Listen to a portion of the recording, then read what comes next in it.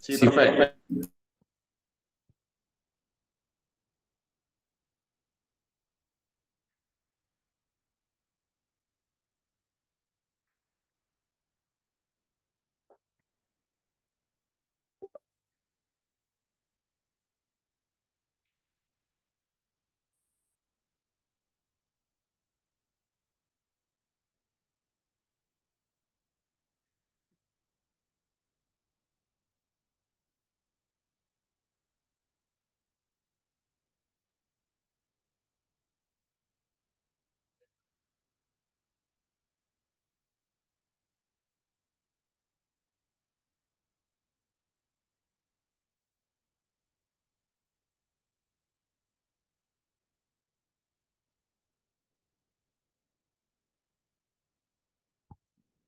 ¿Se comparte bien ahí? Sí, profesor.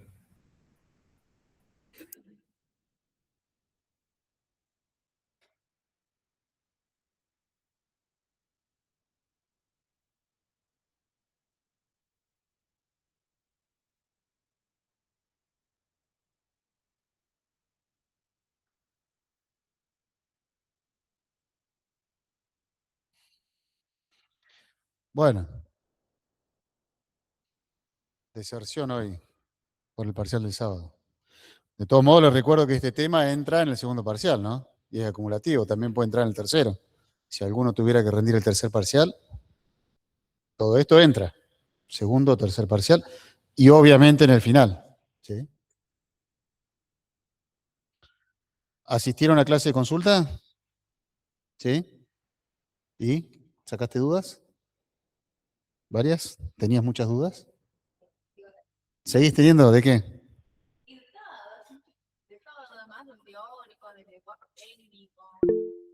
Ajá. Bueno, mañana hay otra hora de consulta, pero mañana es presencial, no es virtual. Para aquellos que quieran presencial, mañana es presencial. Bueno, arranquemos entonces. Eh, Nada, el sábado, 10 horas, ya está la distribución de aulas. Ya está la distribución de aulas entonces publicada. Sábado 10 horas el parcial, de 10 a 12. Primer parcial, recuerde que son 3, hay que aprobar 2. Que no hay recuperatorio, sino que son 3 parciales y hay que aprobar 2. Y son acumulativos. El segundo parcial puede entrar algo del primero también. Bueno, vamos entonces. Hoy vamos a ver el práctico número 4. Hasta la clase pasada vimos una liquidación de IVA bastante completa, con determinación de débitos y créditos fiscales, y los débitos fiscales y créditos fiscales los determinamos según el artículo, la base imponible, según el artículo 10 de la ley, y débitos y créditos según el artículo 11, 12 y 13 de la ley. Del 10 al 13 es donde tenemos todo lo relativo a la liquidación, base imponible, débitos fiscales, créditos fiscales, ¿sí? Pero existen algunas actividades cuyos débitos fiscales tienen una forma particular o distinta, son casos especiales. Tiene una forma particular o distinta de calcularse, sobre todo la base imponible. Como por ejemplo, la obra sobre inmueble propio. Nosotros hablamos en la primera y segunda clase acerca de lo que gravaba el IVA, cuando vimos objeto, sujeto, y dentro del objeto vimos en el tercero B, en el tercero que estaban los servicios, vimos el tercero B que era la obra sobre inmueble propio. Y dijimos que, para que esté dentro del objeto una obra sobre inmueble propio, tenía que ser desarrollada por un sujeto del artículo 4º.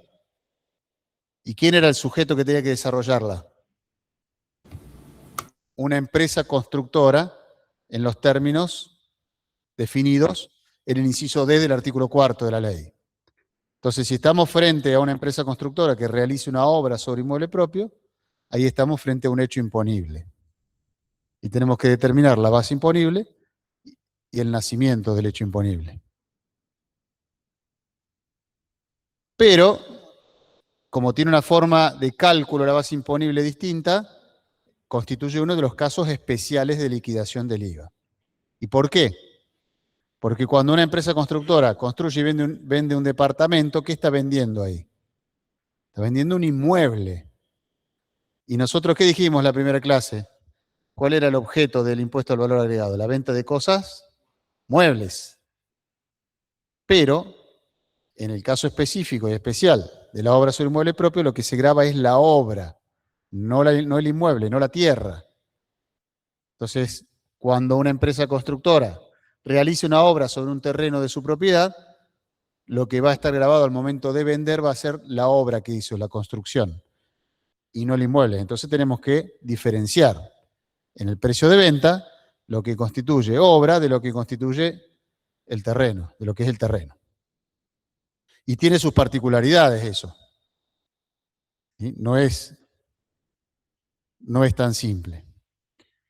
Entonces, si nosotros tuviéramos que justificar algún ejercicio o alguna pregunta con los artículos de la ley, diríamos que si estamos hablando de obra sobre inmueble propio, cuando hablamos de obra nos vamos al primero inciso B, servicios del tercero inciso B, ¿sí? Específicamente obra sobre inmueble propio, y el cuarto del decreto reglamentario, que era el que nos decía qué consideraba obra el impuesto al valor agregado.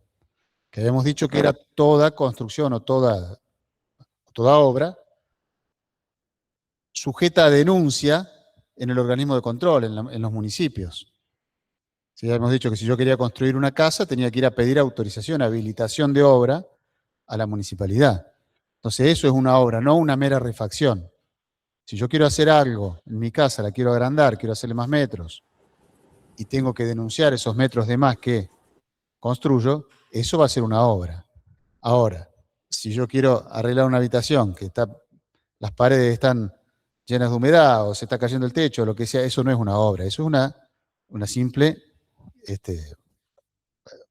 es un simple arreglo, digamos, no constituye una obra. Y en ese caso estaría grabado por ser un servicio si lo hace un tercero, ¿sí? Pero no nosotros o una empresa constructora. Entonces una empresa constructora cuando realice una obra queda sujeta al impuesto por la primera venta, por la venta de ese inmueble. ¿Sí? El resto de las ventas que sucedan a esa primera venta ya no está alcanzada, porque ya no va a haber obra sobre inmueble propio, va a haber una venta de un inmueble. Entonces la venta de inmueble está fuera del objeto. Lo que está grabado siempre es la primera venta, y siempre y cuando sea hecha por una empresa constructora. ¿Sí? ¿Hasta ahí vamos?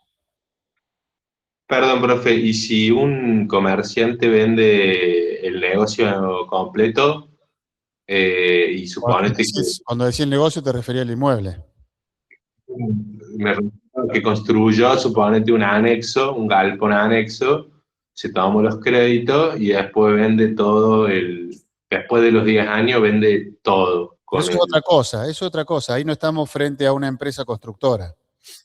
Perfecto. Ahí no estamos frente a la definición de empresa constructora. Eso es para la empresa constructora, el inmueble que vende, ¿qué constituye en términos contables? ¿Qué es? Un bien de cambio, Un bien de cambio. Para el caso que me decís vos, ese galpón que construye un comerciante, ¿qué es? un bien de uso. Un bien de uso. Entonces no es empresa constructora. No, pero entra por el cuarto o tercer párrafo, Está bien, ¿no? pero eso es otra cosa. Entra Bien. por el 11, no por el cuarto. Eso es otra cosa. Eso es cuando vos construís un inmueble que lo destinás a bien de uso, ¿sí? Y te tomás los créditos fiscales y después lo vendés. Usaste un tiempo como bien de uso y después lo vendés. Ahí no está grabado por el impuesto eso, pero la ley te dice que si no transcurrieron 10 años desde el momento que vos habilitaste esa obra para usarla, tenés que restituir los créditos fiscales que te tomaste. Eso es otra cosa, no es obra sobre inmueble propio, propiamente dicho, como grabado como si fueras empresa constructora. Son dos cosas distintas. Ya lo vemos a eso, ¿sí? Bueno, en realidad ya lo mencionamos la otra vez.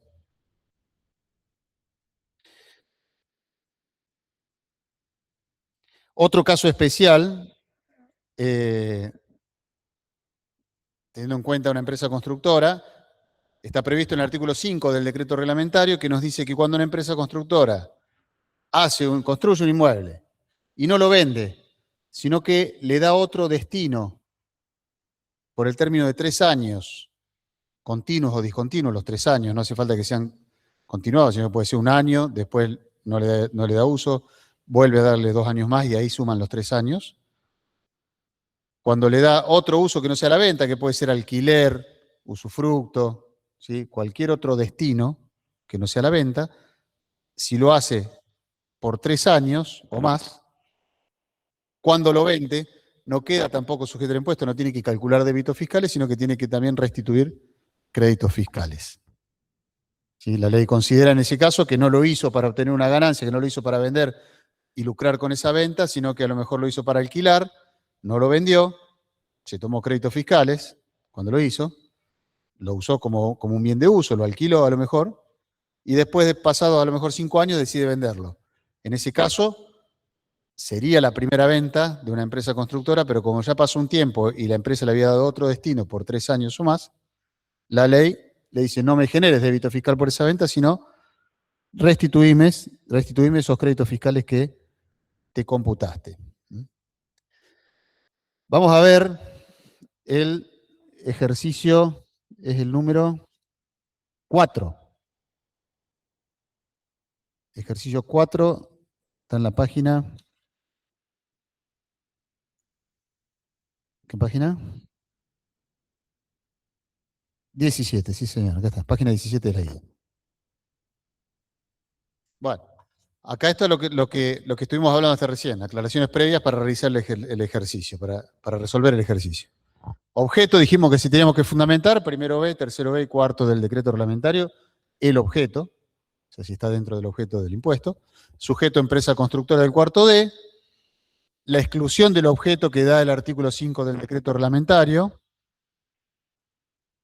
es cuando la empresa constructora inicia la obra en una línea de tiempo que la construye, tuvo gastos, se computó los créditos fiscales, no la vendió, la alquiló por 3 años continuos o discontinuos, después de haber terminado la obra, obviamente, después de haberla habilitado, y la vende después de esos 3 años que estuvo alquilada. No genera débito fiscal, pero sí debe devolver los créditos fiscales que se computó en su momento.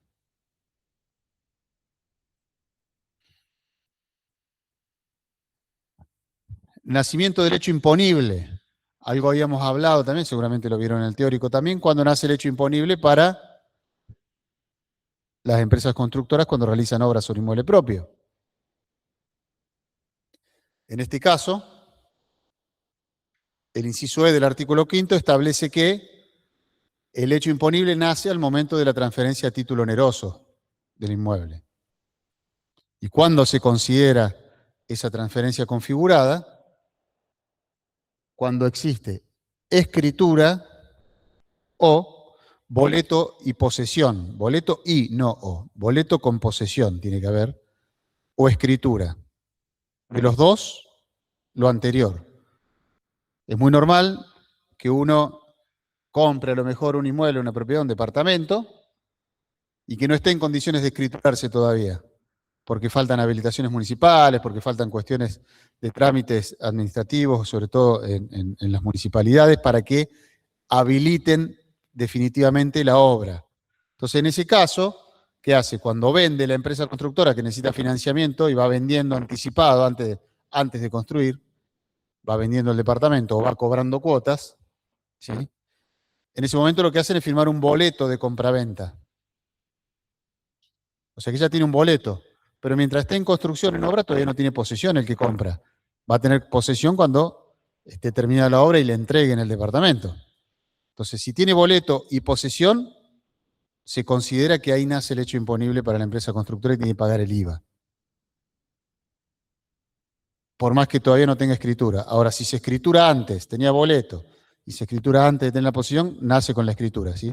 Escritura o boleto y posesión de los dos, lo anterior. Ahí nace el hecho imponible. En este caso, en el ejercicio 4, nos dice que una empresa constructora desea conocer cómo se determina la base imponible y el débito fiscal por la venta de un departamento destinado a vivienda construido por la misma. Fecha de inicio de la construcción.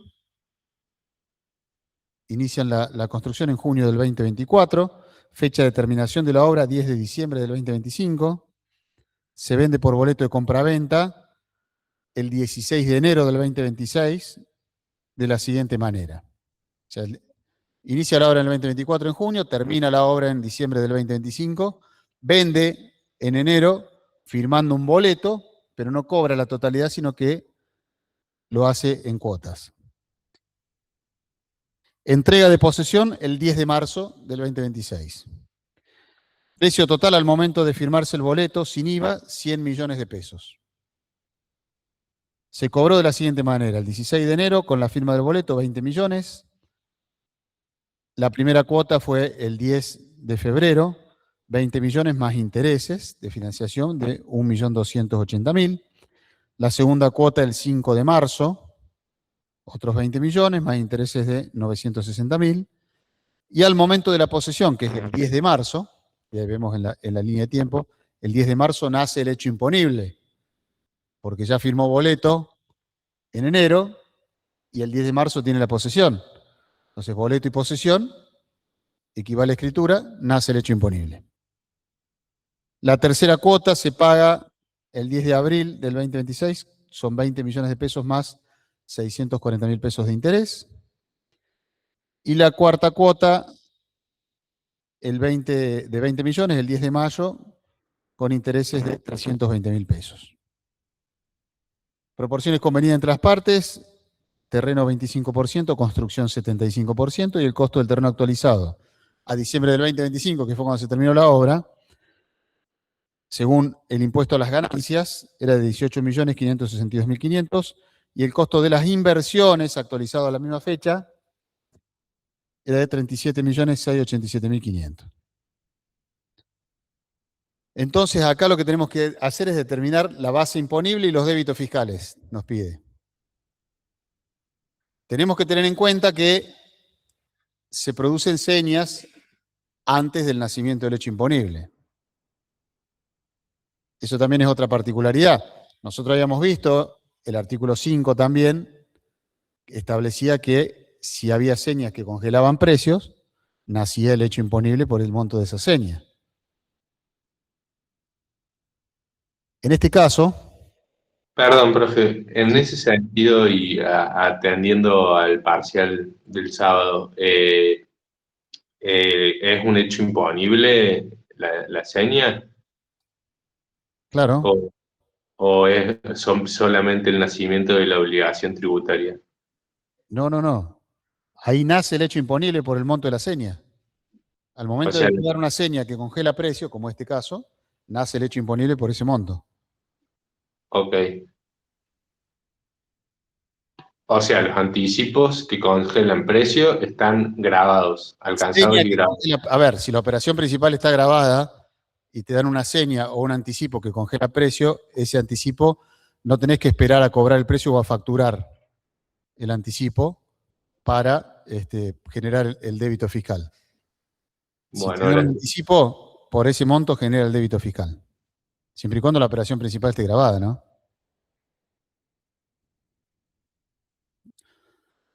Bueno, acá tenemos el artículo 10, sexto y séptimo párrafo, que nos dice relativamente y específicamente a la obra sobre inmueble propio, en realidad, y respecto al principio de unicidad, al criterio de unicidad que estuvimos viendo también en las otras clases, habíamos dicho que lo accesorio sigue la suerte de lo principal. Pero el séptimo párrafo del artículo 10 establece una excepción a este criterio, que es para este caso de obra sobre inmueble propio, que se va cancelando con señas o cuotas antes del nacimiento del hecho imponible. Y nos dice que los intereses, actualización y otros pagos por pago diferido, cuyo pago debe efectuarse antes del nacimiento del hecho imponible, o sea, acá tenemos el 10 de marzo, el nacimiento del hecho imponible, estamos hablando de los intereses que se pagaron en febrero y el 5 de marzo, que son anteriores al 10 de marzo. Esos intereses forman parte del precio neto, dice la ley, grabado. Es decir, no es que quedan incluidos dentro de los 100 millones, sino que pasan a incrementar el precio neto en el monto de los intereses. Se considera que es más precio, es un precio mayor esos intereses. Y aquellos intereses que se paguen posteriores al nacimiento del hecho imponible no forman parte del precio, o sea, quedan afuera del precio neto grabado, no están alcanzados. Ahí también es una excepción al criterio de unicidad. Acá hubo algunos reclamos también, en algunos casos el fisco entendió que sí estaban grabados, no entendía cómo funcionaba un poco esta excepción al criterio de unicidad, y hasta que se emitió dictamen en el año del Procurador del Tesoro de la Nación, en el año 2006, donde entendieron que los intereses posteriores, si la ley dice no forman parte del derecho imponible, no tienen que estar alcanzados por el impuesto. Y el artículo 45 del decreto reglamentario que dice que cuando se reciban señas o anticipos que congelen el precio, los mismos deberán afectarse íntegramente a la parte del precio atribuible a la obra. En este caso no es que los anticipos se suman al precio de 100 millones que hemos visto, sino que dice que se atribuyen a esos 100, o sea, la primera cuota paga 20 millones, o en enero paga un anticipo de 20 millones, ¿sí? O sea que le restan todavía pagar 80 del precio. En febrero paga la segunda cuota o la primera cuota de 20 millones más un interés. Entonces ya le quedan 60 de capital, pero ese interés sí suma al precio y está grabado. Los anticipos o las señas, no, sino que se van descontando del precio final. La alícuota general para estas operaciones es del 21%, salvo que estemos hablando de el cuarto párrafo, inciso C del artículo 28, las obras sobre inmuebles propios destinadas a vivienda que quedan grabados a la alícuota del 10,5%.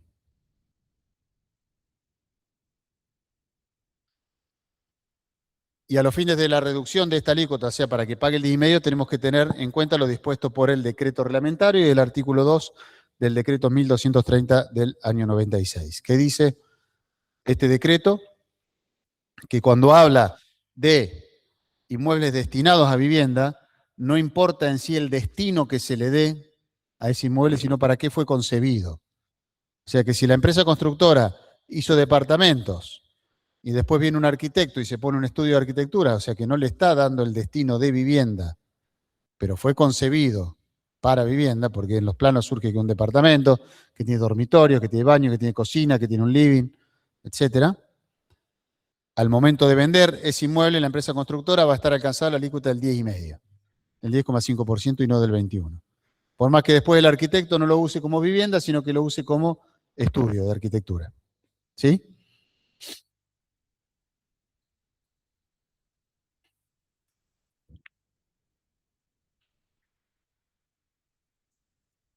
Entonces vamos a calcular el débito fiscal.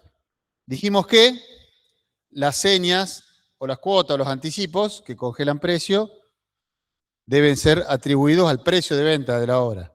Entonces tenemos el primero de los 20 millones que se paga en enero del 2026. ¿Es una obra concebida para vivienda? Sí, porque nos dice que son departamentos, que construye departamentos y son para vivienda. Entonces la alícuota va a ser el 10,5%. O sea que en enero vamos a tener un débito fiscal de 2.100.000,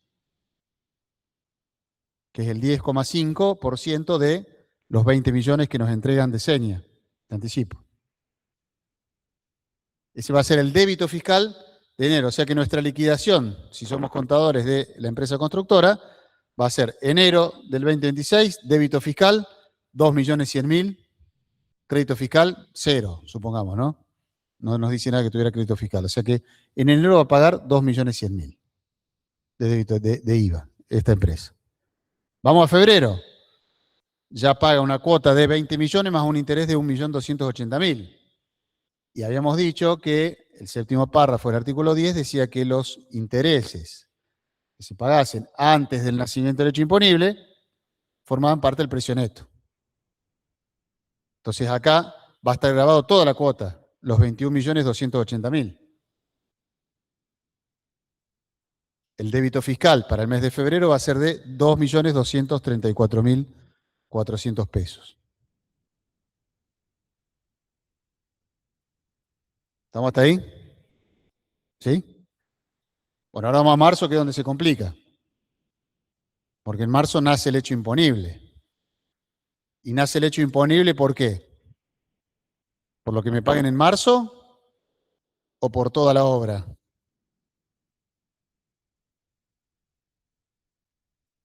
Si nace el hecho imponible, ¿por qué nace? ¿Solo por la cuota que me pagan en marzo o por todo? Por todo. El nacimiento de la cuota, sí, el hecho imponible se produce en el nacimiento del pago de la cuota, pero el 10 de marzo, que es el 5 de marzo, el pago de la cuota, pero el 10 de marzo se entrega la posesión. Entonces ahí nace el hecho imponible por toda la obra. Habíamos dicho que el hecho imponible nacía con escritura o boleto y posesión, lo que ocurre antes. Acá ocurrió primero boleto y posesión. ¿Sí? ¿Qué estaba por preguntar? ¿Estabas por preguntar algo? Por ese monto, por el monto de la seña, claro. No de todo. Pero cuando hay boleto y posesión, en este caso, nace el hecho imponible por toda la obra.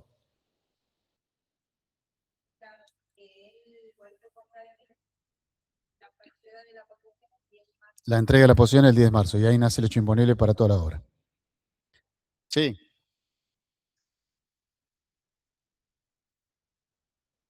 ¿Qué cosa tiene que ser antes? El mismo mes.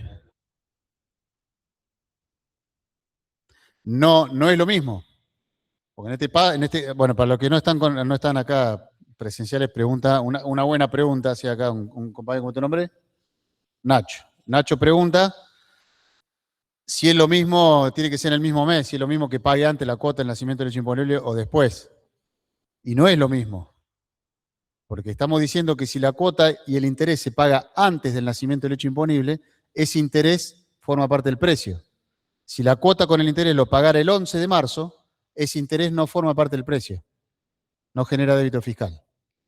Entonces no sería lo mismo que la cuota se pague antes o después del nacimiento del hecho imponible.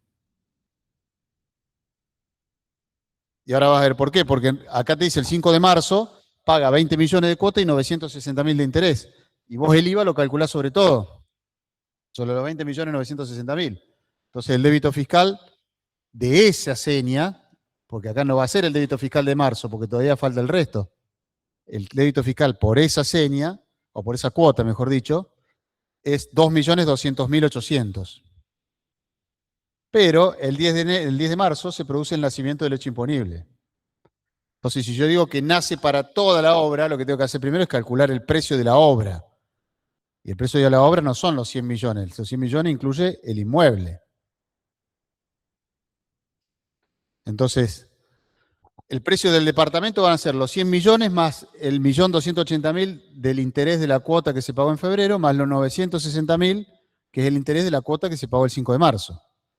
O sea que el precio para la ley, el precio de la venta del departamento en realidad son 100 millones, después el resto es interés por financiamiento.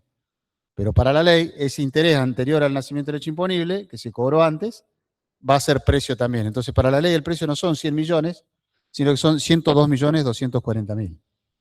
Son los 100 millones más los intereses que se cobraron antes del 10 de marzo. ¿Estamos hasta ahí?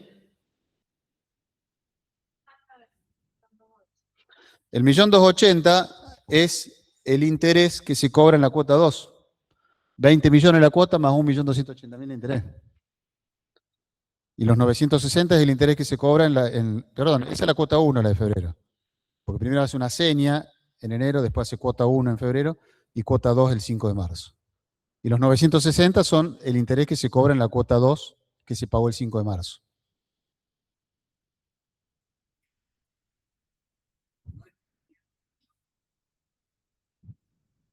Es por 100. 102 millones es para la ley la base imponible. Es por 100 millones que es por lo que vos vendés.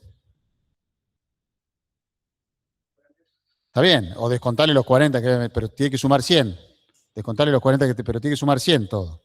¿Sí? De todos modos, para el régimen de facturación, la venta de inmuebles tiene también un régimen particular y está exceptuado de emitir comprobante. Las constructoras están exceptuadas de emitir comprobante porque también la Resolución General 1415 considera a la escritura pública, en el caso que se pueda escriturar, como un documento equivalente a factura.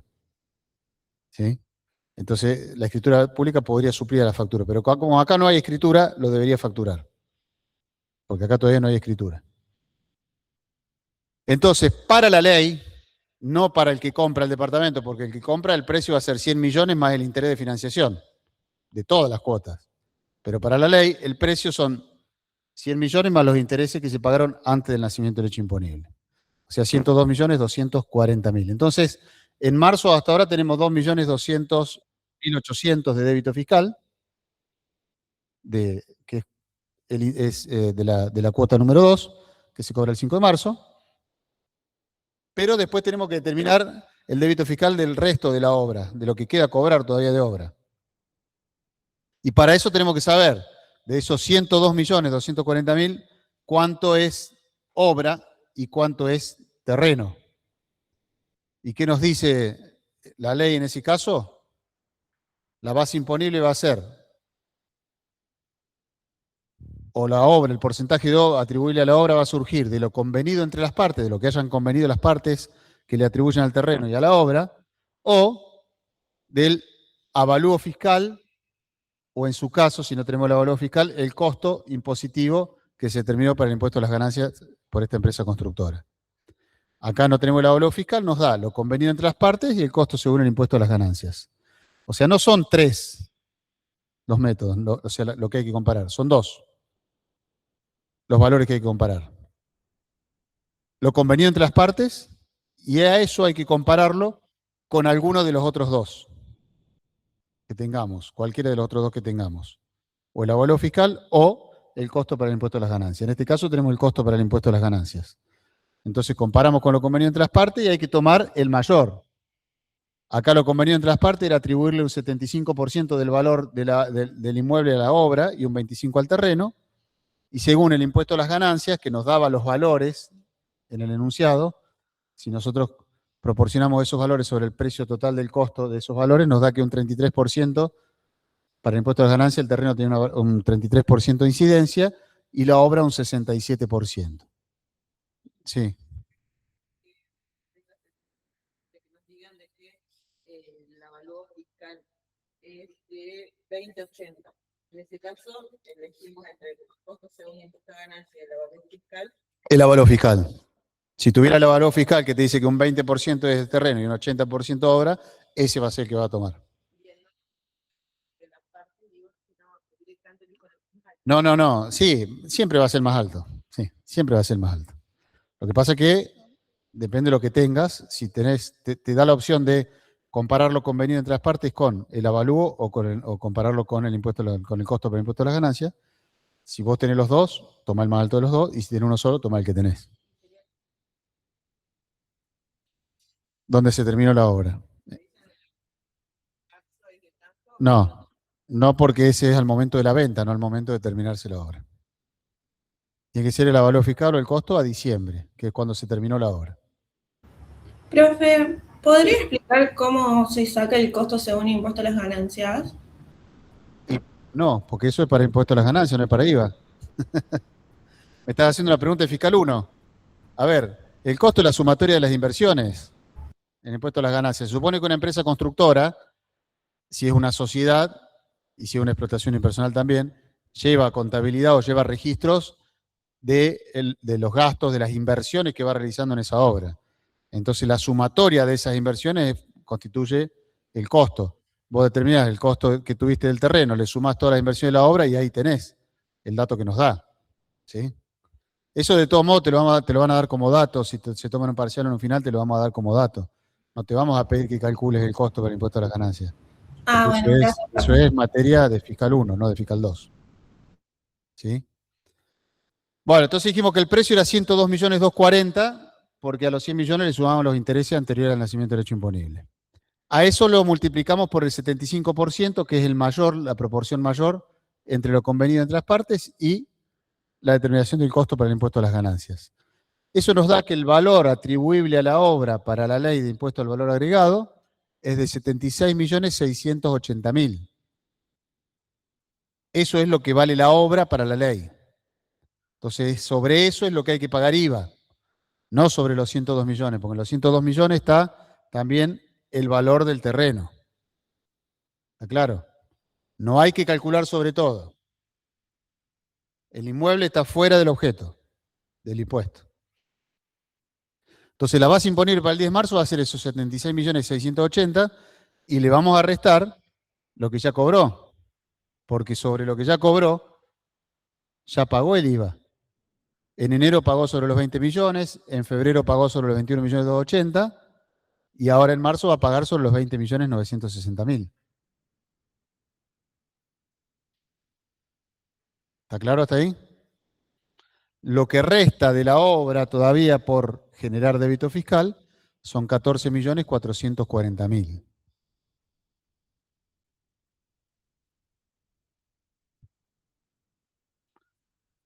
Si a esos 14 millones 440.000 le aplicamos la alícuota, que es el 10,5%, nos da un débito fiscal por el saldo de la obra, llamémosle, de 1.516.200. Entonces, en marzo, el débito fiscal que va a tener que pagar esta empresa constructora es de 2.200.800, que es el que surge de la cuota que cobró el 5 de marzo más el interés, y 1.516.200, que es sobre el saldo de la obra por el nacimiento del hecho imponible el 10 de marzo. Total, la sumatoria de esos dos nos da un débito fiscal del periodo marzo de 3.717.000. La posesión se haya dado en abril. Ya habría que ver si. Mi idea es que ya supere el débito fiscal que tendría que haber pagado. Sí. Mi pregunta es, en el caso de que la posesión se haya dado en abril o en mayo, siempre que ya haya pagado la totalidad del débito fiscal que me correspondería a la obra, ¿la diferencia esa que haya pagado de más va a quedar como crédito fiscal? ¿O cómo lo...? No va a haber diferencia de más, porque si ya pagó todo, suponete que la posesión acá se diera en junio y dijimos que iba a pagar 20 millones en enero, 20 millones más interés en febrero, 20 millones más interés en marzo, 20 millones más interés en abril y 20 millones más interés en mayo. O sea que pagó todo. En junio le dan la posesión. Cuando le haga este cálculo, en realidad, sobre la obra, a ver, los intereses van a formar parte del precio todos. Cuando haga sobre el 75%, ahí sí le va a quedar en realidad ahí tenés dos opciones. Una es, si pagaste sobre todo y estaba incluido el terreno, ese débito fiscal tenés que pedir la restitución. No, que en realidad es más difícil. Lo que realmente hay que hacer es, vos tenés que ir llevando como empresa constructora, este cálculo lo tenés que tener hecho de antes, sabiendo que tu base imponible son 76.680.000. Entonces, cuando vos estés pagando la cuota de abril, que va a ser de 20 millones más 640.000, creo que eran de interés, lo que va a estar grabado de esos 20.640.000 van a ser solamente 14.440.000, que es lo que te faltaba.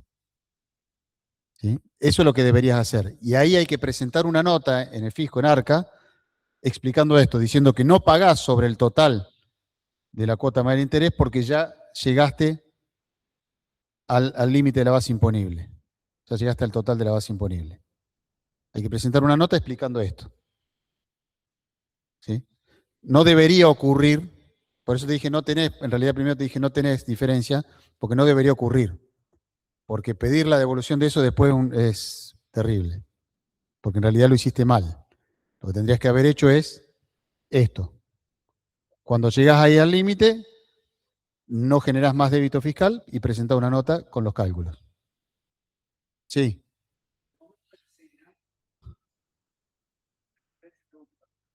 Sí.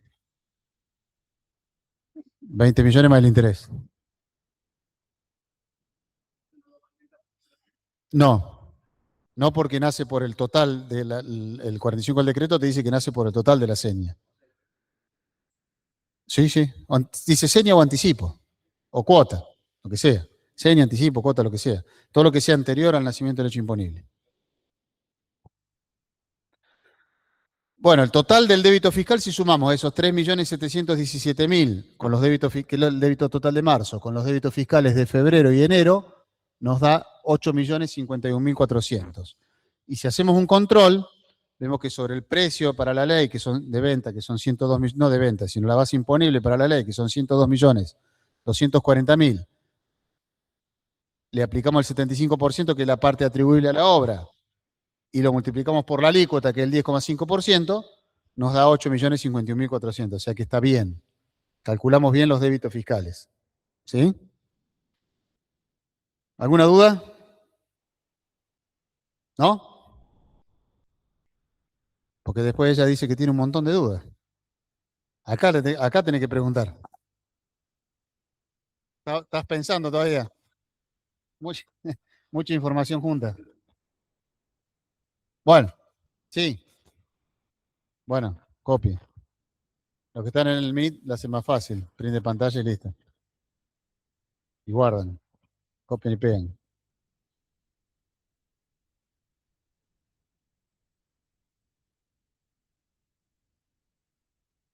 ¿Estamos? Bueno. Ahora vamos a ver otro ejercicio más simple, más cortito, que es el ejercicio 9.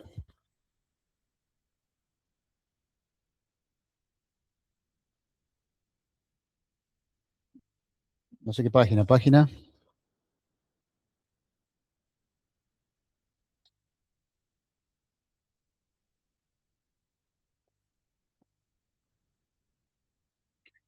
Página 25, que en realidad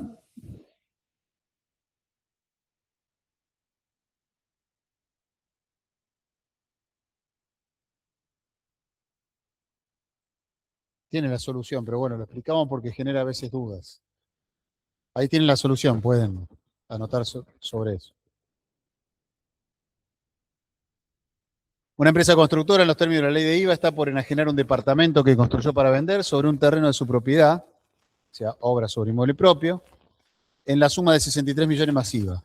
La empresa es responsable inscripto, mientras que el comprador es un abogado inscripto en el monotributo que va a destinar el departamento a uso profesional como estudio jurídico. ¿A qué alícuota va a estar grabado esto? ¿Al 21? ¿Eh? Levante la mano quien dice 21.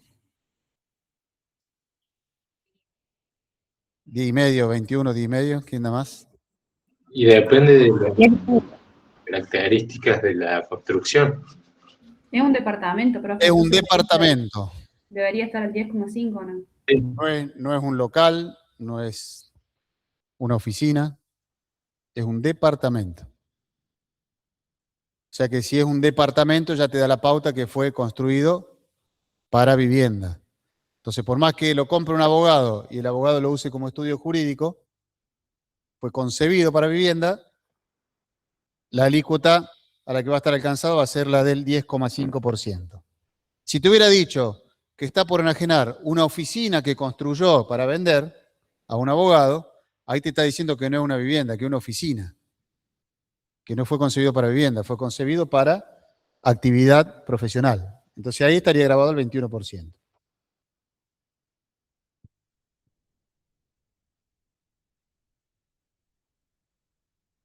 Y nos da los datos de lo convenido entre las partes y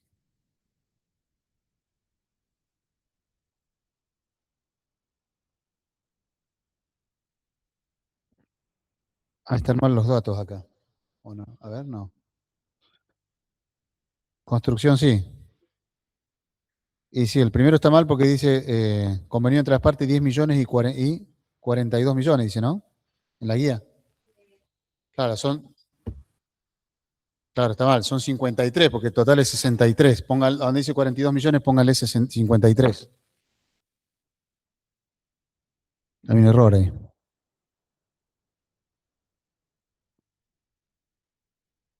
Además nos señala que a la fecha no existe avalúo fiscal por el terreno y la construcción, pero de acuerdo a los datos de impuesto a las ganancias, el costo impositivo del mencionado inmueble se compone de terreno 3.600.000 y construcción 14.400.000. Nos consulta determinar la base imponible y el débito fiscal que corresponde a la operación. Entonces nos dice que no hay avalúo fiscal, pero sí nos da los datos también del impuesto a las ganancias. Según lo convenido entre las partes, la construcción, la parte atribuible a la obra del precio de 63 millones es un 84,12%. y según el costo impositivo del impuesto a las ganancias es un 80%. Entonces, ¿cuál vamos a tomar? El mayor, que es lo convenido entre las partes, 84,12%. A esos 63 millones le vamos a aplicar ese porcentaje, 84,12%, 127%, nos da 53 millones, que es lo convenido entre las partes que nos daba como dato el ejercicio, que estaba mal.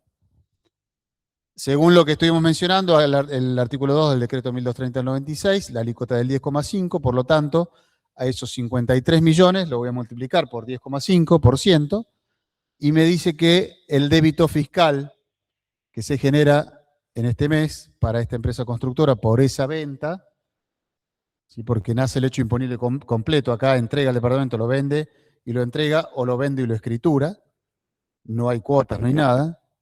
El débito fiscal de esta operación es de 5.565.000 pesos.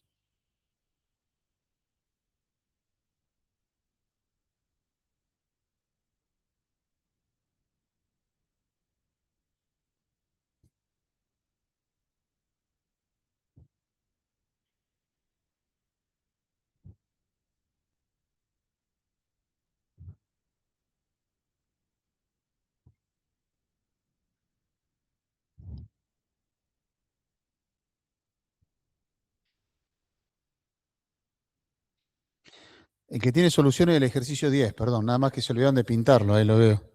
Pero es el 10. Se olvidaron de pintar donde dice ejercicio 10 y yo pensé que seguía el 9. Digo, ¿cómo es? No lo tengo visto, eso claro, es el 10. Ahí termina el 9.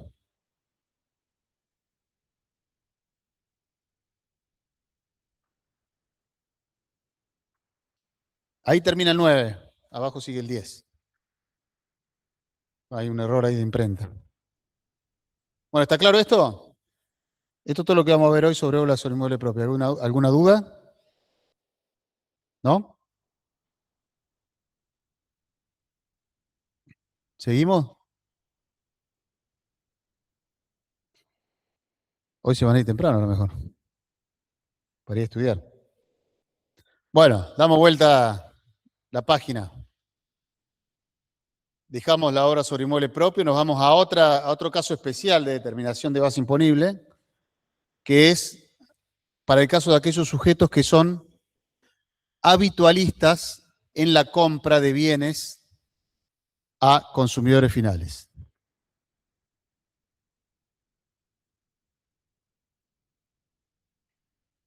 O sea, esta gente ¿qué hace? Compra bienes usados a consumidores finales y después los vende. ¿Cuál es el ejemplo más conocido? Autos. Una concesionaria que vende un auto y recibe otro en parte de pago. Recibe el usado en parte de pago. Entonces, para la concesionaria lo que está haciendo está comprando el otro auto, el que recibe en parte de pago, y le está vendiendo a esa persona otro auto. Por esa compra, ese auto usado que compra, la persona que vende, si van ustedes y venden su auto a una concesionaria, ¿se lo facturan? No, ¿está dentro del objeto del IVA, la venta que hacen ustedes del auto? Ustedes van a vender su auto porque lo van a cambiar y lo entregan en la concesionaria, o se lo venden a cualquiera, a un particular, o lo entregan en la concesionaria. ¿Tienen que pagar IVA por esa venta? No, ¿Por qué? Porque no somos responsables inscritos y no está vinculado a una actividad grabada. Oh, esperen los del MIT, esperen porque se están hablando todos juntos, esperen. A ver qué dicen acá los presenciales, que tienen prioridad. ¿Pagan IVA? ¿Por qué? No.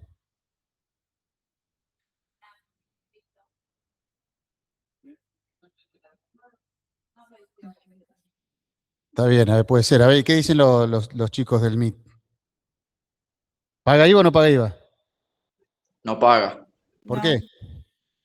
porque no estamos dentro del sujeto A, B, C, D, A, B, D, E y F del artículo 4. No estamos dentro del inciso, no del sujeto, del inciso. Está bien, perfecto, esa es la respuesta. Lo mismo que dijeron ustedes, pero en el parcial esa es la respuesta, con el artículo y el inciso. O sea, no somos habitualistas, no estamos dentro del inciso A del artículo 4, que es el que incluye a la venta de estos bienes. No somos habitualistas, entonces no dedicamos a comprar y vender autos, por eso no está alcanzada la venta que hagamos nosotros.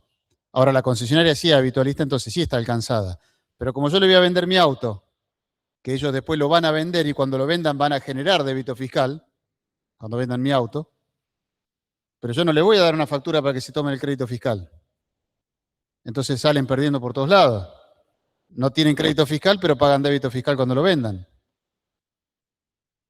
La ley hace una presunción para esos casos, para aquellos que se dediquen con habitualidad a la compra-venta o a la compra de bienes usados a consumidores finales para su posterior venta, hace una presunción, hace una ficción legal y le permite computarse un crédito fiscal a la concesionaria por la compra de ese bien al consumidor final. Vamos a ver entonces el ejercicio 23, pero tiene sus particularidades esto, no es tan fácil. Ejercicio 23, Leonel Di María, que es responsable inscrito en IVA, se dedica a vender automotores propios y por mandato. Nos pide que determinemos la declaración jurada de abril y de mayo del 2026. El 8 de abril del 2026 compra a un consumidor final una camioneta Toyota Hilux, cabina doble 4x4 con caja para carga en 28 millones de pesos. Firmando el consumidor final el comprobante compra de bienes usados a consumidor final emitido por el comprador y le entrega copia del DNI. Luego, el 12 de mayo, casi un mes o más de un mes después, se vende esa camioneta en 32 millones a un consumidor final también. Entonces acá este contribuyente lo que hizo es le compró la camioneta a un consumidor final y al mes siguiente la vendió. ¿Qué nos dice la ley? En su artículo 18, cuando nos habla de este tipo de operaciones, el fundamento legal sería el primero A, porque estamos hablando de venta de cosas muebles, el segundo A, que nos define el concepto de venta, en este caso es la transferencia de dominio a título oneroso, el cuarto A, porque es sujeto del cuarto A, habitualista en la actividad comercial, el 18, porque el 18 es específico para determinar la base imponible en este tipo de operaciones o en este tipo de contribuyentes que tienen habitualidad en la compra de bienes usados para su posterior venta. Y el 28, inciso E, que grava a algunas operaciones que ya habíamos mencionado algo la semana pasada cuando vimos el crédito fiscal que se computaba de la compra de un auto. Algunas de estas operaciones, la venta de automóviles o de automotores al 21 o al 10,5. Ahora, ¿cuáles son los requisitos para que pueda acceder a esta ficción legal este contribuyente que al comprar un bien a un consumidor final puede tomarse el crédito fiscal de esa compra? Primero, tiene que ser habitualista, tiene que tener la actividad, tiene que ser habitualista de esa actividad, comprar y vender esos bienes. Segundo, tiene que comprar esos bienes usados a un consumidor final para su posterior venta. La venta puede ser como lo compró o por partes. Pero tiene que vender lo que compró después. Y tercero, le tiene que hacer firmar al vendedor consumidor final un comprobante que va a servir como si fuera la factura de compra de la concesionaria. Es un comprobante que emite la concesionaria, o emite el comprador en este caso, se llama el comprobante de compra de bienes usados a consumidor final, donde se detalla el bien que se está comprando, el precio neto, el IVA que está incluido en esa compra, y se le hace firmar al vendedor y tiene que adjuntar copia de su identificación, del DNI. Y eso lo tiene que guardar la concesionaria porque ese va a ser el comprobante de compra. Si tiene alguna fiscalización, alguna inspección en algún momento y se lo piden, lo tiene que tener. Si no, no puede computarse el crédito fiscal. Ahora, cuando la ley dice compra consumidor final, ¿habla solamente de una persona que usaba su auto para pasear y va y lo entrega o lo vende en una concesionaria? Y el fisco recibió varias consultas al respecto y amplió un poco el concepto de consumidor final. Dijo que el consumidor final es propiamente dicho es aquel que está definido en el artículo 71 del decreto, que es el que utiliza los bienes para un consumo privado, para un uso propio, que no le da un destino comercial, no lo utiliza para una actividad, para nada, para ninguna otra cosa que no sea el uso propio. Y después amplió un poco este concepto y entendió que puede incorporarse también, o puede incluirse, como si fuera un consumidor final, a un sujeto exento. Porque, por ejemplo, un sujeto exento, ¿sí?, que no genera débitos fiscales por sus ventas, si le vende un bien a un comprador de estos habitualistas, tampoco le va a generar débito fiscal. Entonces le está poniendo en una situación de desventaja en este caso a la concesionaria. Asimile dijo que si el sujeto que entrega el bien o vende el bien es un sujeto exento, también puede computarse crédito fiscal. Y también podría ser de aquellos responsables inscriptos que venden bienes que no dieron lugar al cómputo del crédito fiscal, o sea que el 100% de ese bien estuvo afectado a una actividad exenta, por más que sea responsable inscripto, estuvo afectado a una actividad 100% exenta, entonces cuando lo venda tampoco va a generar, porque el artículo 4º, tercer párrafo de la ley nos decía que independientemente de la calidad del sujeto, si lo hubiera destinado conjuntamente a actividades grabadas y exentas, va a pagar sobre todo la venta de ese bien. Acá no estamos hablando de que está destinado a actividad exenta y grabada, sino que solo a exenta. Entonces, como no generó crédito fiscal, tampoco genera débito fiscal. Si hubiera estado destinado a actividad grabada y exenta los dos, en un 99% actividad exenta y en un 1% actividad grabada, cuando lo vende genera débito fiscal por todo, el responsable inscripto. No solo por lo que se computó. Pero también aclaró que no se considera o no se equipara a un consumidor final al monotributista, porque el artículo 40 del decreto reglamentario de la ley de monotributo, el decreto 1 del 2010, deja claro que las ventas de consumidor final nunca pueden generar crédito fiscal. O sea que si le compras a un monotributista estás al horno. Eso respecto a lo que se considera consumidor final. Después nos estaba diciendo que está comprando un bien que es una camioneta Hilux 4x4 con cabina, doble cabina, con caja para carga y demás. Bueno, el artículo 28, inciso E, nos dice que nos da una serie de posiciones arancelarias de un anexo a la ley, que si el bien está incluido dentro de esas posiciones arancelarias, nos dice el inciso E del artículo 28 que va a estar grabado a la alícuota reducida de IVA, es decir, al 10,5%. Esta camioneta está incluida dentro de la partida 8.704.21.90. Entonces, está incluida esa partida en el anexo del inciso E, por lo tanto está grabado al 10,5%. La clase pasada lo dijimos un poco más claro, lo bajamos un poco a tierra, que yo les dije, si es automóvil, está el 21, si no es automóvil, está el 10,5. Esto no es automóvil, esto es una pick-up o una camioneta, en los términos de la Ley Nacional de Tránsito, que está definido en el artículo 5, y entra dentro de la definición de camioneta y no dentro de la definición de automóvil, por lo tanto va a estar el 10,5. O sea que si a usted le dicen que está comprando un Lamborghini, una Ferrari, un BM, un Mercedes clase E, 320, lo que sea, está hablando de un auto, por lo tanto ya saben que la alícuota va a ser el 21. Ahora, si le dicen que está comprando una camioneta, un camión, otra cosa, estamos hablando de automóvil, ¿sí? No de motocicleta. Automóvil está al 10,5. Tengan cuidado con aquellos vehículos que mencionamos el otro día que son automóviles y no son utilitarios o camionetas, así como esas carrozadas que son 4x4, pero que no tienen capacidad de carga. Son para el transporte de personas nomás. Como habíamos dicho, la Toyota, la SW4, la Tracker, ¿sí? Esos vehículos que no son ni utilitarios ni camionetas. Los utilitarios, por ejemplo, sí están también grabados al 10,5% porque tienen capacidad de carga. Tienen para 2 personas adelante y después todo atrás es para carga de mercadería. Es un utilitario y no es un automóvil. Bueno, vamos a hacer la declaración jurada de abril. ¿Qué hizo en abril? Profe, ¿se acuerda en qué punto de las alícuotas está la reducida para estos que no son automóviles? Porque no la encuentro. El inciso E del artículo 28.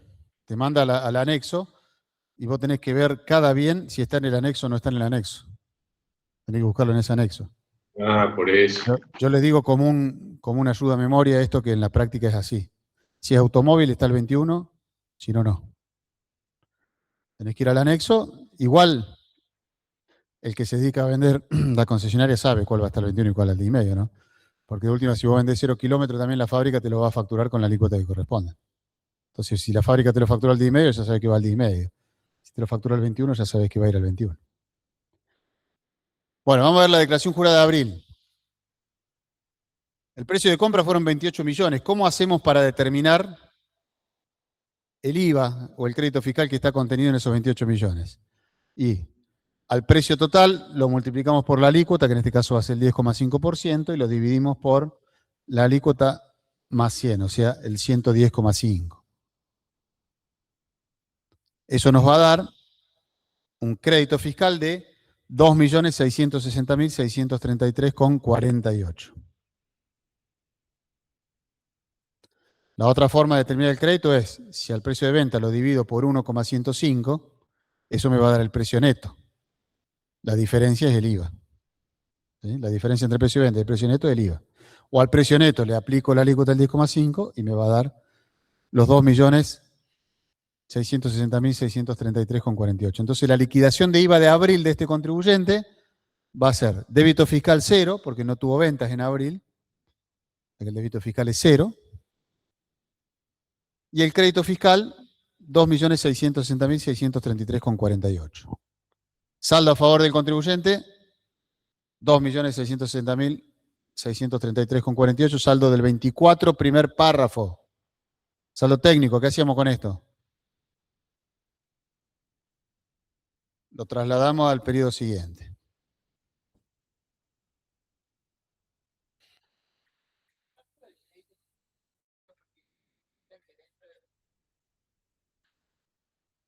Claro, porque vos le estás comprando al consumidor final que no te hace factura. Y que si lo comprás, vos le decís el precio final.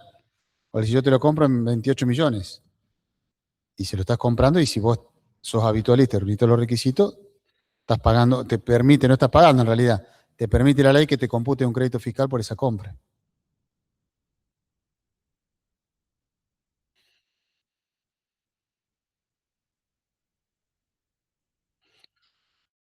Bueno, ahora vamos a ver la declaración jurada de mayo. Que acá sí ya tenemos la venta. ¿Ya está? Acá sí ya tenemos la venta de ese mismo vehículo. Y acá es donde tenemos una particularidad. El débito fiscal, como se lo vendemos a un consumidor final también, tenemos el precio final, 32 millones. Calculamos el débito fiscal que está incluido en los 32 millones, son 3.040.723,98. Pero nos dice el artículo 18 de la ley que en este caso tenemos un tope del crédito fiscal. O sea, la ley presume que como mínimo este habitualista tiene que ganar un 10% del precio de compra. Entonces te dice que el crédito fiscal nunca puede superar, el crédito fiscal que vos te puedes tomar, nunca puede superar al que surja de aplicarle al 90% del valor de venta, del precio neto de venta, la alícuota que corresponda. O sea, al 90%, ¿por qué? Porque ellos presumen que le gana el 10%. Por lo menos. La ley dice, por lo menos le tiene que ganar el 10%. Entonces, vos no te podés computar un crédito fiscal mayor al que surja de aplicar el 90% por la alícuota del precio neto de venta. Veamos si supera el tope este o no. La alícuota del 10,5 por el 90% de 28.959.276,2 centavos, que es el precio neto de venta, sobre el cual se calculan los 3.040.000 de débito fiscal. Eso nos da un monto de 2.736.651,58. O sea, ese sería el tope de crédito fiscal. No nos podríamos computar un crédito fiscal mayor por la compra de ese vehículo mayor a 2.736.651,58. ¿Y cuánto se computó? 2.660.000, que es menor a ese monto. O sea, ¿lo supera el monto? Entonces está bien, el crédito fiscal es computable 100%. ¿Por qué? Porque si fuera mayor, lo que dice el artículo 18 es que el exceso de crédito fiscal lo tengo que devolver en el mes de la venta como más débito fiscal. Tengo que restituir como mayor débito fiscal. Entonces vamos a ver la segunda alternativa, que nos dice que en lugar de venderlo en 32 millones, lo vende en... bueno, perdón, me falta la liquidación del IVA. La liquidación del IVA es, para este mes de mayo, 3.040.723 va a ser el débito fiscal que generó por la venta, de esa camioneta, no tiene crédito fiscal, porque no hizo ninguna compra en mayo, no tiene crédito fiscal, pero sí tiene el saldo técnico a favor del periodo anterior, que resta. Entonces le va a quedar un saldo a pagar de 380.090,50.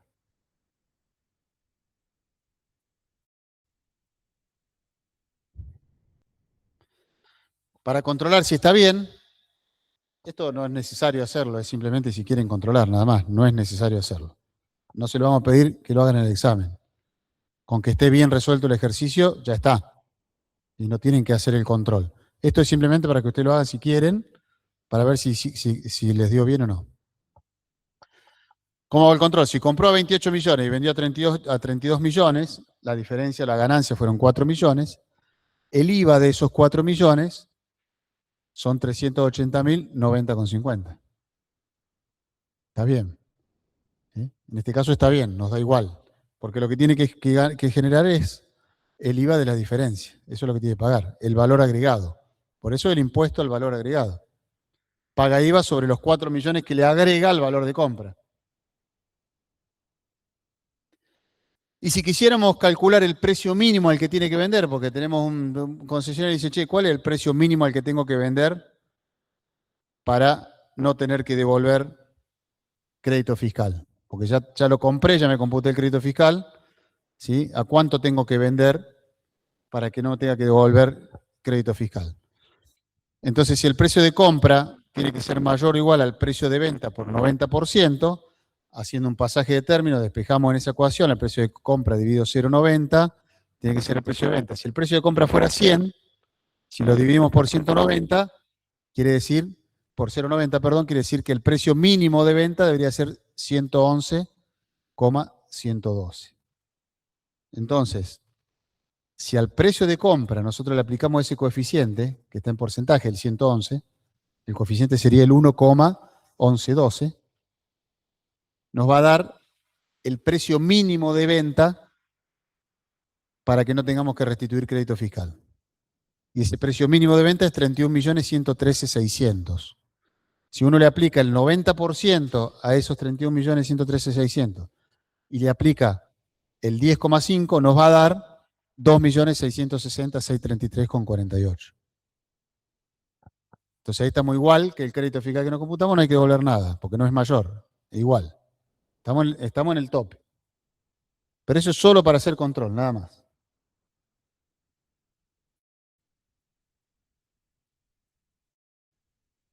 ¿Ahí?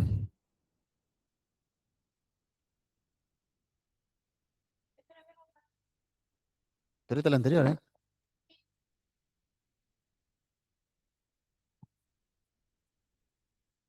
Bueno. Esperamos que estén copiando. ¿Listo?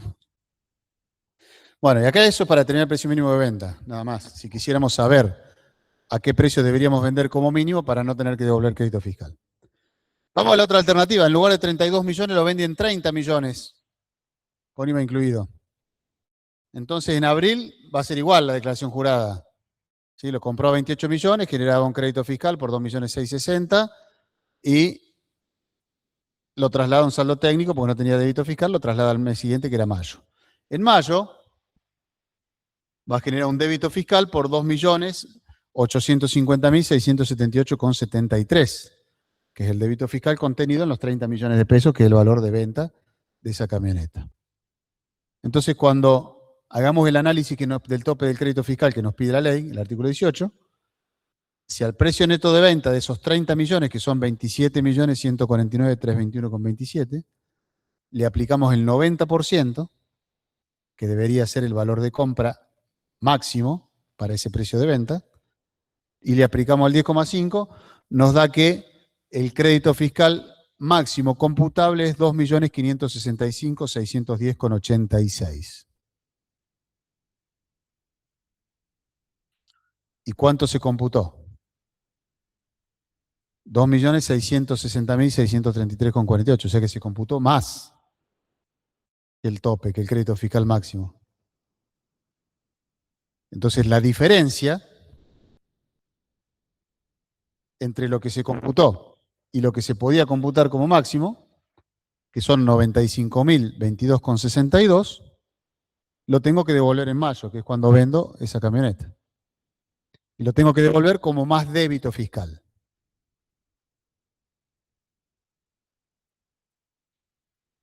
Paso a la liquidación y después vuelvo. Entonces, en la liquidación de IVA de este mes de mayo, del 2026, va a tener débito fiscal por 2.850.678,73, que es el débito fiscal de los 30 millones que vendió la camioneta, más 95.022,62, que es el exceso de crédito fiscal computado. Total de débito fiscal, 2.945.701,35. No tiene crédito fiscal porque no hubo compras en el mes de mayo, pero sí puedo restarle el saldo técnico del periodo anterior, que eran 2.660.633,48. Entonces, a este contribuyente, en el mes de mayo, le va a quedar a pagar un IVA de 285.067 pesos con 87 centavos. ¿Está bien? ¿Sí? ¿Alguna duda?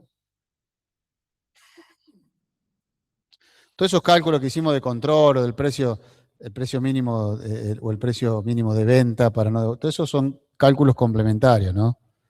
No son obligatorios. Salvo que le pidamos calcularlo específicamente, pero no.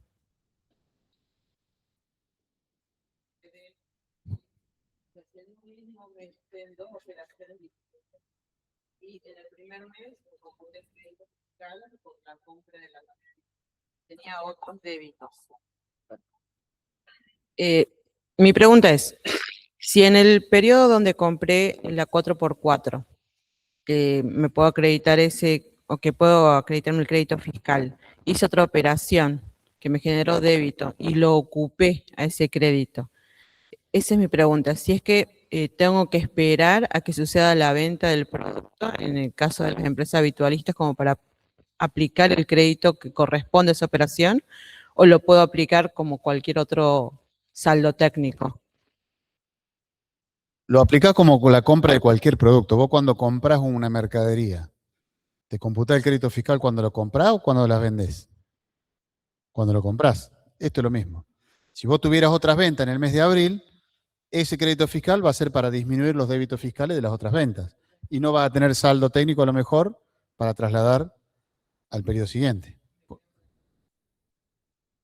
Al mes siguiente, cuando lo vendas, sí tenés que reintegrar esos 95.000 pesos porque te computaste el mes anterior crédito fiscal de más.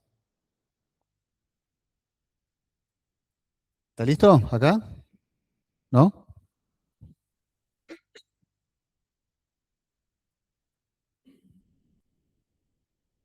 Esta figura, Sí.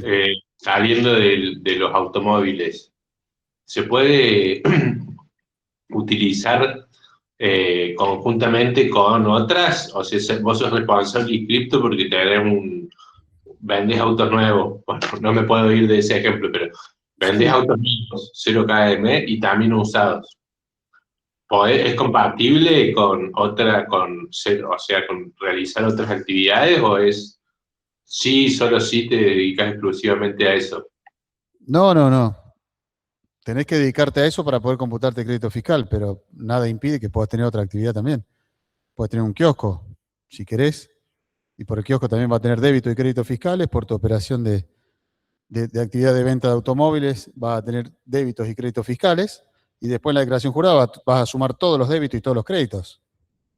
¿Sí? Si bien hoy en el IVA simple, que está vigente desde fin del año pasado, primero tenés que hacer la apertura de los débitos y créditos fiscales por actividad, o sea que en este caso discriminarías cuáles son los débitos y los créditos de cada actividad. Nada impide que te lo puedas tomar al crédito fiscal de la compra de este auto. No tiene que ser solamente esa actividad. Tenés que tener esa actividad y tenés que ser habitualista en la compra de bienes usados.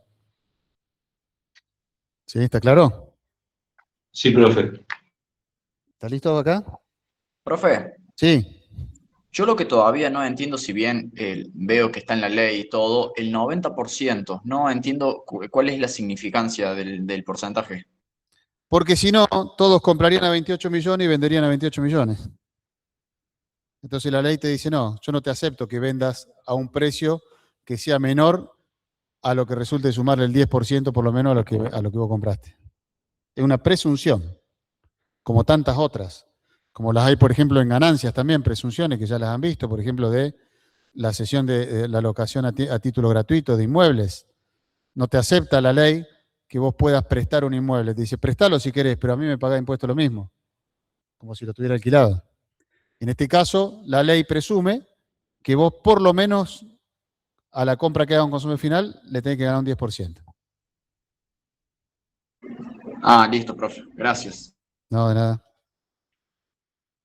Bueno, vamos con el último de los temas que vamos a ver hoy, que es el de los intereses.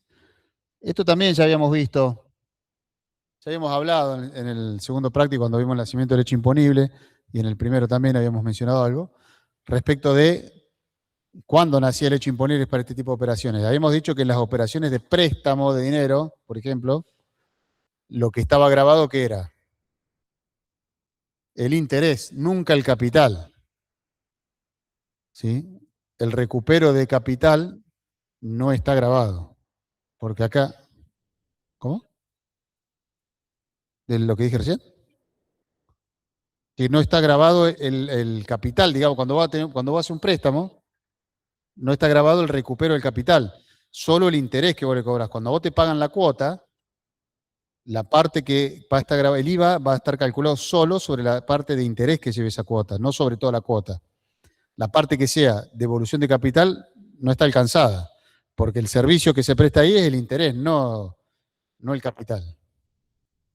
Entonces eso ténganlo en cuenta, siempre no calculen el IVA sobre el total de la cuota, sino que solo paga IVA el interés que esté contenido en la cuota o en la operación.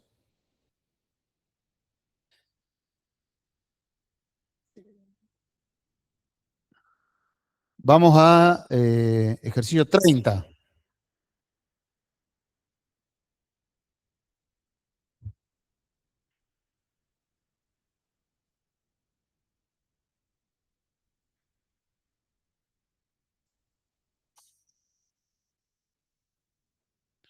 Página 55.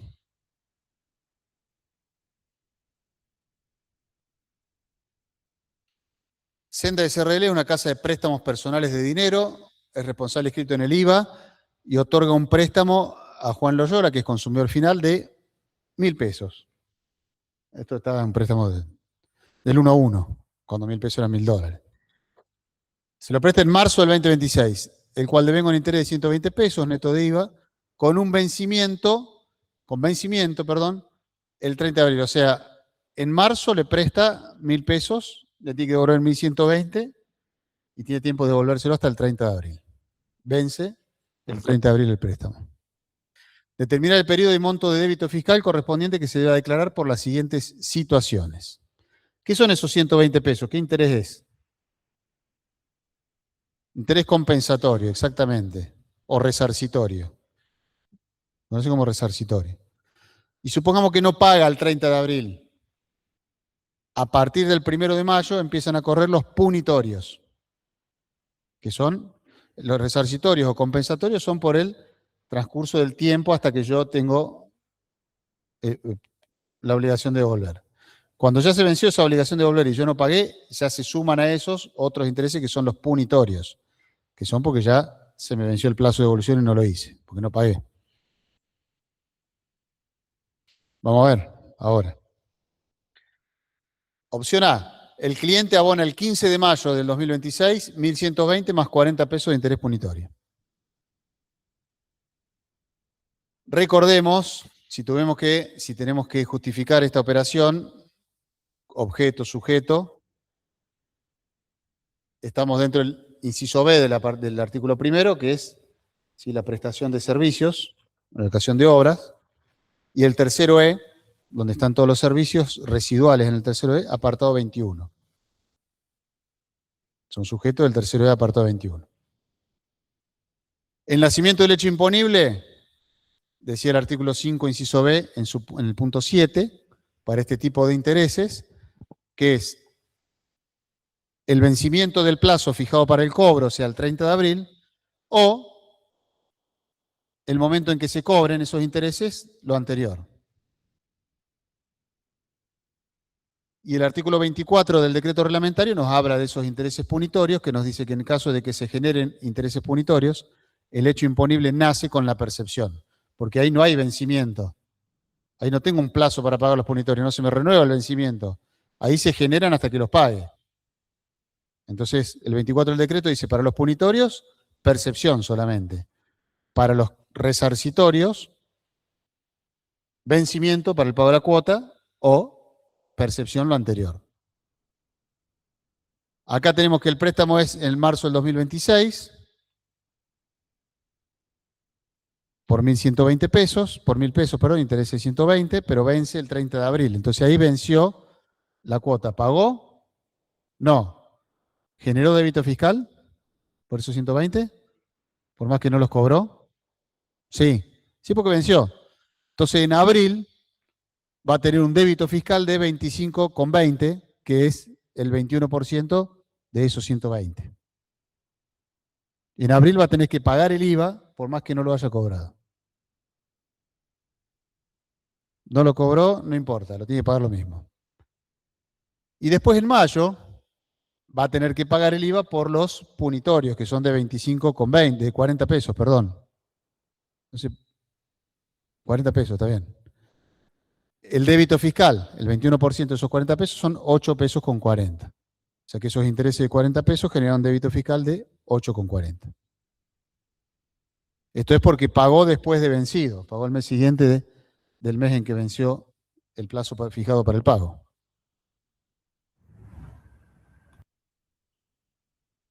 Apartado B. El cliente abona el 29 de abril los 1.120. Acá abona antes del vencimiento. Entonces, la ley que dice que el nacimiento del hecho imponible se produce ¿cuándo? ¿Al vencimiento o la percepción? Acá la percepción es anterior al vencimiento. Entonces, el hecho imponible nace el 29 de abril. Pero como estamos en el mismo mes y el IVA, la liquidación del IVA es por periodos mensuales, es lo mismo. O sea, el hecho imponible va a ser en abril, por lo tanto va a tener en abril un débito fiscal de 25,20. Si fuera que lo cobra en marzo, ahí el débito fiscal se hubiera generado el nacimiento del hecho imponible en marzo, por lo tanto el débito fiscal lo hubiera tenido que pagar en marzo. ¿Sí? Pero acá lo cobró el mismo mes que el vencimiento. Y la última opción, que hasta la fecha el cliente no pagó nada. Si no pagó nada, nació el hecho imponible por los resarcitorios el 30 de abril, los 25,20, y los punitorios todavía están corriendo. Cuando pague los punitorios, ahí van a hacer el hecho imponible y va a tener que pagar el IVA de esos punitorios. O sea que acá lo único que generó también es el débito fiscal por los 120 en abril. Nada más. ¿Está claro? ¿Sí? Los que estamos acá que no estamos viendo la cara. ¿Está claro? Recordar bien grande que no está grabado el capital, solo el interés. O sea, los 1.000 pesos, cuando se los paga y los cobra, no generan débito fiscal. Cuando se los paga el deudor y los cobra la financiera, no está generando débito fiscal. Bueno, ¿alguna duda de los chicos del MIT? No, profe, todo claro. A ver si Bueno. están estas filminas en el aula. ¿Cómo? ¿Estas filminas van a estar subidas en el aula, por favor? No me dejan. Por ¿No favor. te ¿Tu mamá? No, mentira. No pidas, por favor, no me van a dejar. Pero de decirle que somos buena gente, que te podés juntar con nosotros. No, Bueno, bueno, está bien. Gracias. lo vamos a intentar. Por Bueno, favor. suerte. ¿Alguna otra pregunta? No. No, era eso nomás. Gracias. Bueno, los libero. Vayan a estudiar, suerte para el sábado. Nos vemos el sábado. Profe, Gracias, Sí. profe. A mí, cuando le contesté la pregunta, bueno, se me cerró el mí y me volví a conectar de manera inmediata, así que le aviso por las dudas. Bueno, no sé si sale eso, che. ¿Sale la conexión? ¿Te dejó conectarte? Bueno, va a Sí, sí. salir que te desconectaste y conectaste de vuelta. Sí. Ah, listo. Gracias, profe. Bueno, Profe, los del MIT no tenemos que firmar, ¿no? no. Los del MIT, la asistencia, ahora nosotros se tira un reporte y con el hecho de haber asistido, ya esa tienen que estar conectados antes de las 7, bueno, o a la hora que sea, y salir después de las 8 o del término de la clase. Profe, Gracias. yo le puedo hacer una consulta aparte. ¿Qué pasó? Tengo una duda con el ejercicio 7. Tengo compras y gastos realizados en el mes, lo cual tengo que tomar en cuenta para el cálculo del crédito fiscal. Y me sale que dentro de esos gastos tengo una factura de luz y agua y teléfono con vencimiento en diciembre del 23. Y yo estoy liquidando marzo del 26. Y se los toman a ese crédito fiscal. Sí, hablamos el otro día que los créditos fiscales, siempre que sean para atrás, se pueden tomar, nunca para adelante. Si son de periodos anteriores, se pueden tomar, siempre que no se hayan tomado en el Claro, pero no, 2023. no aclara nada el ejercicio de cómo que se lo tomó. Yo tengo en cuenta que el vencimiento o la percepción del pago, digamos, por el nacimiento del hecho imponible, tengo en cuenta como que pude haber puesto, digamos, el supuesto en el que lo tomé en el vencimiento porque nació el hecho Bueno, imponible, a pero no me ver, aclara nada. si vos ponés en un examen, te toman eso y vos le pones, supongo que ya se lo computó en el mes que corresponde, bueno, es un supuesto tuyo, pero si no te dice que se lo tomó, vos lo podés Claro. tomar y decir no se lo tomó cuando correspondía, se lo puede tomar ahora. Ah, o sea, están las dos opciones, porque no dice absolutamente No, está bien. ningún llamado de nada. Si se lo toma es porque se supone que no se lo computó cuando correspondía. Claro, en la solución se lo toma, pero yo digo, Sí, haciéndolo, cuando yo lo estaba haciendo, no tenía ningún supuesto, o sea, pudo haber sido uno, pudo haber sido el otro. sí, sí, Pero me refiero a que, si te dice que tiene esa factura que ya fue computado el crédito fiscal, no te lo puedes computar. Si te dice que tiene esa factura y no se lo computó o no te dice nada, podés suponer que no se lo computó y te lo computás. Pero aclará por las dudas, supongo que no se lo computó y lo tomás. listo, tal cual. Gracias, profe. No, nada. Bueno, ¿alguna otra duda? No.